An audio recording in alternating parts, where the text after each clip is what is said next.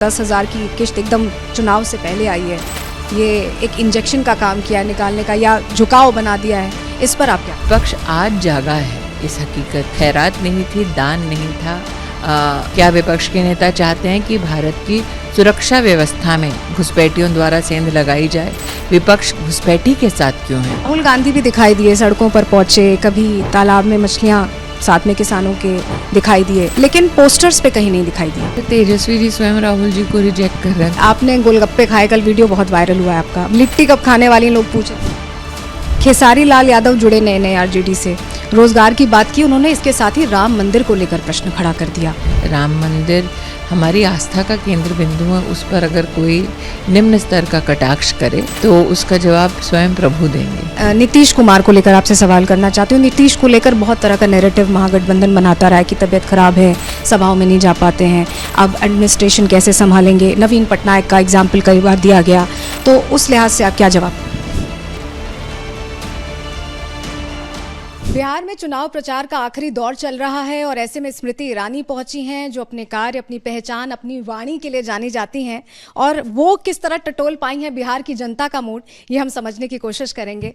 Ma'am, बहुत स्वागत है आपका रिपब्लिक भारत पर और बहुत शुक्रिया आपने वक्त दिया। सबसे पहले आपसे यही जानना चाहती हूँ, जिस तरह का वोटर टर्नआउट रहा है, क्या इशारा है ये आप लोगों के लिए? मैं आभार वंदन करती हूँ चुनाव आयोग का, जो इतना कटाक्ष सहने के बाद भी तटस्थ रहे और चुनाव आयोग और लोकतंत्र के प्रति बिहार की जनता की जो आस्था है वो प्रतिबिंबित हुई है इस चुनाव में। पहले चरण के जो मतदान है उनके आंकड़ों में, तो अभिनंदन ना सिर्फ चुनाव आयोग का बल्कि साथ ही बिहार की जनता का भी, कि बड़ी परिपक्वता के साथ उन्होंने विपक्ष के कटाक्ष का, विपक्ष की अपमानजनक जिन्होंने परिस्थिति बनाई थी चुनाव आयोग के लिए, उसका मुंह तोड़ जवाब दिया है। महिला वोटर्स खूब निकली हैं और ये कहा जा रहा है, जो विपक्ष है वो कह रहा है कि जो 10,000 की किश्त एकदम चुनाव से पहले आई है, ये एक इंजेक्शन का काम किया है निकालने का या झुकाव बना दिया है, इस पर आप क्या कहें? मेरा ये मानना है कि 11 लाख समूह सिर्फ चुनाव से पहले नहीं बने। 1,30,00,000 बहनों का समूह के माध्यम से अपना आजीविका, अपना जीवन जीना, ये चुनाव से पहले नहीं बना। विपक्ष आज जागा है इस हकीकत के प्रति, तो इसमें कहीं ना कहीं कोताही विपक्ष ने बरती है। लेकिन महिला आर्थिक रूप से स्वावलंबी बने, उस विषय पर विपक्ष का क्या दृष्टिकोण है, ये इस बात से साबित होता है कि जब 10,000 रुपये का सीड मनी दिया गया, खैरात नहीं थी, दान नहीं था, जो अपमानजनक शब्द विपक्ष के नेता इस्तेमाल करते हैं समूह की बहनों के प्रति, वो सारी बातें एक तरफ छोड़कर विपक्ष का क्या रुख है, ये इस बात से साबित होता है कि उन्होंने बहनों को सीड मनी ना मिले, बिहार की महिलाएं आर्थिक रूप से स्वावलंबी ना हो, तो विपक्ष ने उनके खिलाफ जाकर चुनाव आयोग में पत्र लिखा। और यही विपक्ष का घिनौना सच दर्शाता है। वो नहीं चाहते कि बिहार की महिला स्वावलंबी हो, सम्मान के साथ जिए, वो चाहते हैं कि वो महिला अधीन रहे। उन्होंने ऐलान कर दिया कि हम 30,000 देंगे, एक होड़ सी मच गई, ऐसा लगा। देखिए, उन्होंने बिहार की महिला की बुद्धिमत्ता को कम आंका है, क्योंकि बिहार की महिला जानती है कि चुनाव बाद भाजपा ने एनडीए की सरकार 10,000 का सीड मनी है जो बढ़कर 2 लाख रुपए हो जाएगा। तो क्या विपक्ष के नेताओं ने बिहार की महिला को इतना कम आंका है कि वो मोदी की 2 लाख की गारंटी छोड़कर विपक्ष का 30,000 का झुंझुना पकड़ेंगे? कम आंक रहे हैं। तेजस्वी यादव बहुत उत्साहित हैं, कह रहे हैं कि बदलाव होगा। जन स्वराज के प्रशांत किशोर कह रहे हैं बदलाव होगा, इसलिए वोट ज्यादा पड़े हैं पहले चरण में। आप ओवैसी और प्रशांत किशोर और तेजस्वी की इन बातों को कैसे देखें? भाजपा की कार्यकर्ता होने के नाते मेरा दायित्व यह है कि मैं सिर्फ और सिर्फ अपने घोषणा पत्र, अपने नेतृत्व और मेरे नेतृत्व द्वारा किए गए विकास के कार्यों की ओर सबका ध्यान आकृष्ट करूं। विपक्ष का काम है कि वो हर दिन अखबार की सुर्खियों में रहने के लिए कोई ना कोई स्टेटमेंट देंगे। वो अपना काम देखें, हम अपना काम देखें, परिणाम 14 नवंबर को स्पष्ट हो जाएगा। अच्छा, सीमांचल का है अब नेक्स्ट फेज, और वहाँ पे घुसपैठियों को लेकर गृह मंत्री भी कहते रहे हैं और ये प्रतिबद्धता रही है सरकार की कि जो भी चीज़ें मिल रही हैं जो भारत के नागरिकों के लिए है वो भारत के नागरिकों के लिए ही रहे, घुसपैठी उसका फ़ायदा ना उठा पाए। इस पर भी राजनीति हो रही है, इससे भी दिक्कत है। मुझे इस बात की खुशी है कि देश के गृह मंत्री भारत के नागरिकों के साथ खड़े हैं। हमारी यही उनसे अपेक्षा भी है, यही उनका कर्तव्य भी है।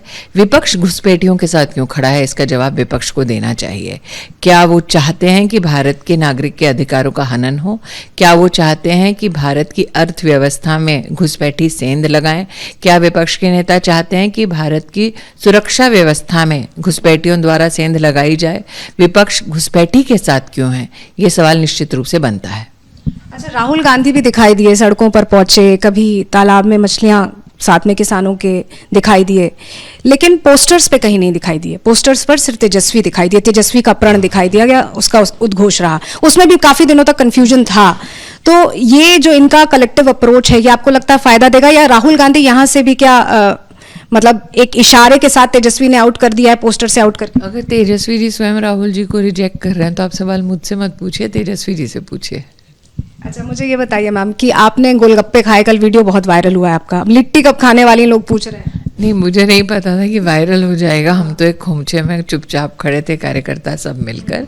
लेकिन इतना ही कहूँगी कि जब बिहार, मैंने वर्षों वर्ष यहाँ पर संगठन के दृष्टिकोण से काम किया है, तो आती हूँ तो लिट्टी चोखा कोई ना कोई कार्यकर्ता अपने घर से, उनकी धर्मपत्नी, उनकी माँ मुझे डब्बे में पैक करके दिन का मेरा सारा व्यवस्था वही बहन करती है। तो जो भाभी सबसे ज़्यादा मेरी चिंता करती हैं, रश्मि मयूख को मैं धन्यवाद देती हूँ। उनके हाथों का लिट्टी चोखा खा चुकी हूँ।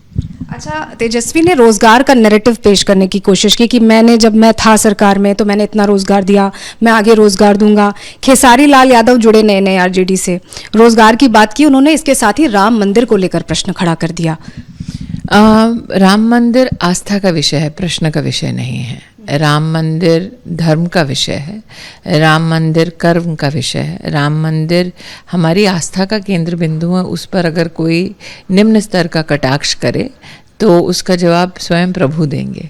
अच्छा, मैं नीतीश कुमार को लेकर आपसे सवाल करना चाहती हूँ। नीतीश को लेकर बहुत तरह का नैरेटिव महागठबंधन बनाता रहा है कि तबीयत खराब है, सभाओं में नहीं जा पाते हैं, अब एडमिनिस्ट्रेशन कैसे संभालेंगे। नवीन पटनायक का एग्जाम्पल कई बार दिया गया, तो उस लिहाज से आप क्या जवाब दें?